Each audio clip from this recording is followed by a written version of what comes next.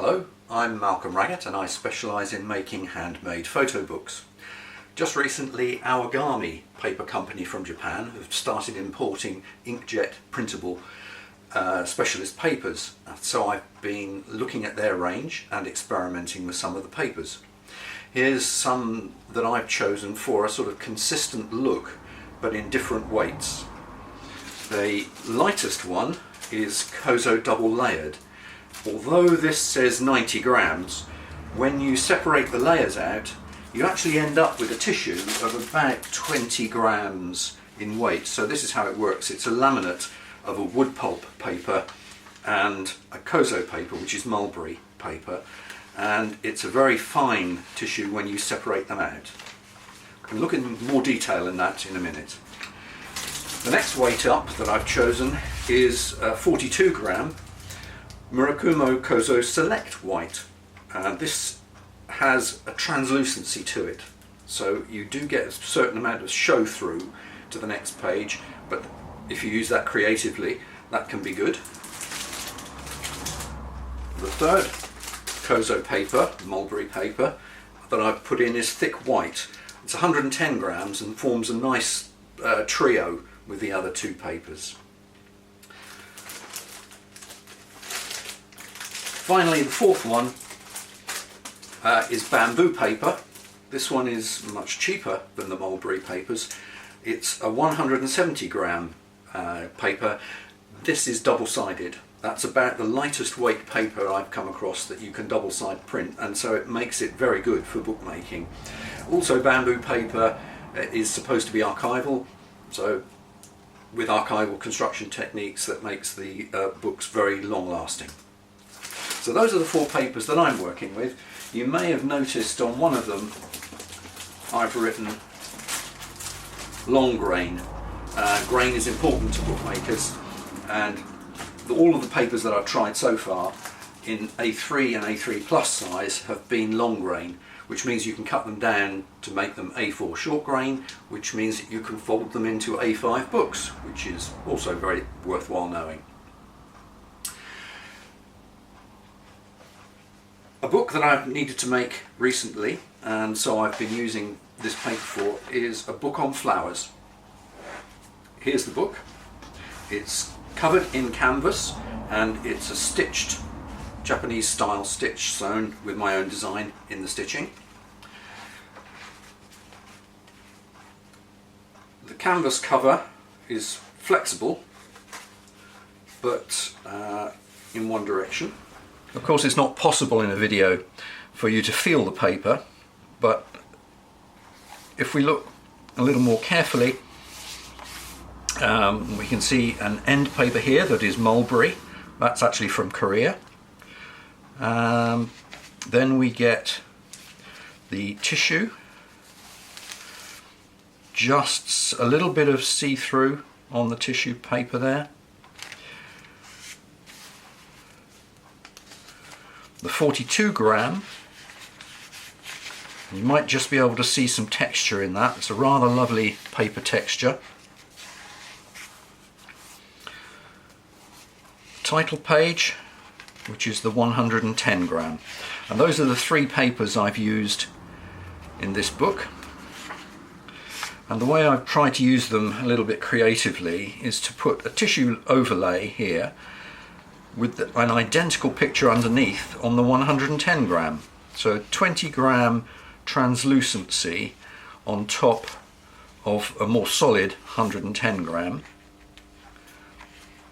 Then I've used the 42 gram paper, which gives a lovely surface texture. And the nice thing about these Awagami papers is that the image seems to sink into the paper. It's definitely not a surface paper at all.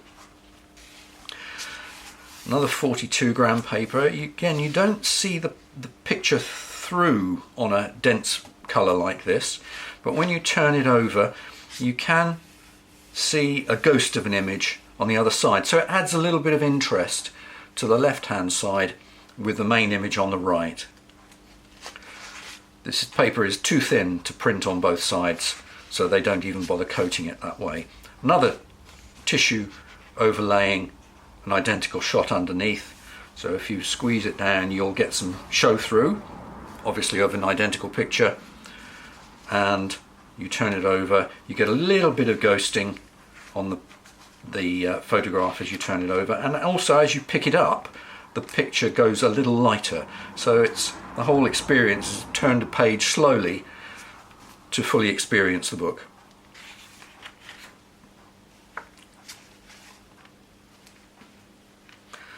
And finally, at the end,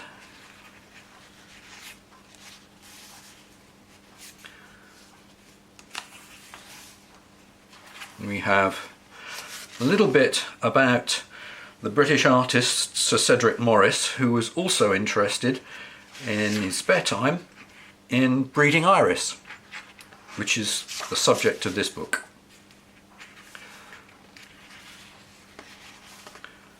And then a sort of inside end paper of the garden where they're growing.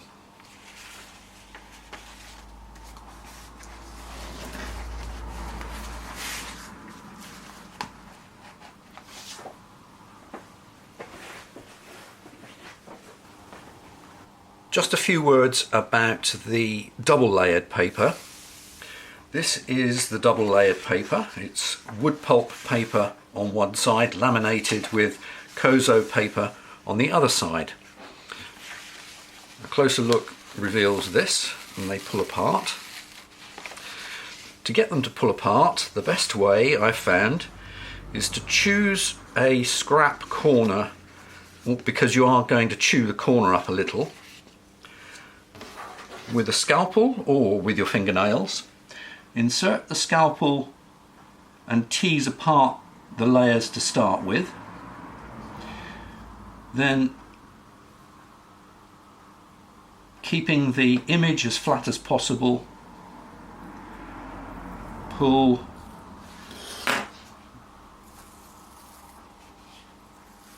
keeping your fingers particularly flattening the tissue Kozo paper. What you don't want to do is tear it across to one corner. What you should do is work into the middle, like so, and work all the way around.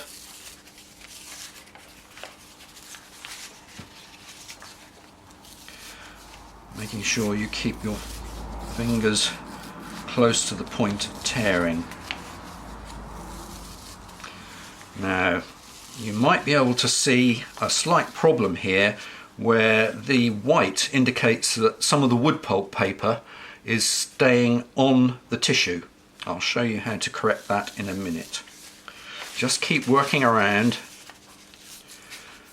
tearing it away from the edge.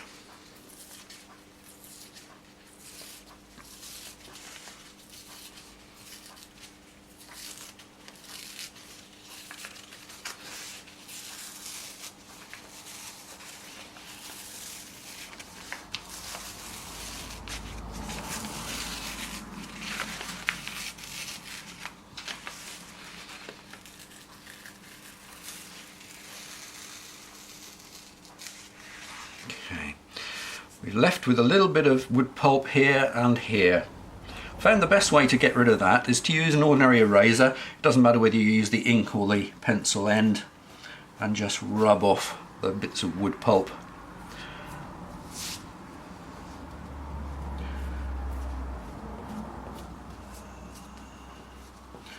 Like that. The mulberry paper is quite tough, so as long as you don't wet it too much at all, you should find that the wood pulp will rub off quite gently. And that leaves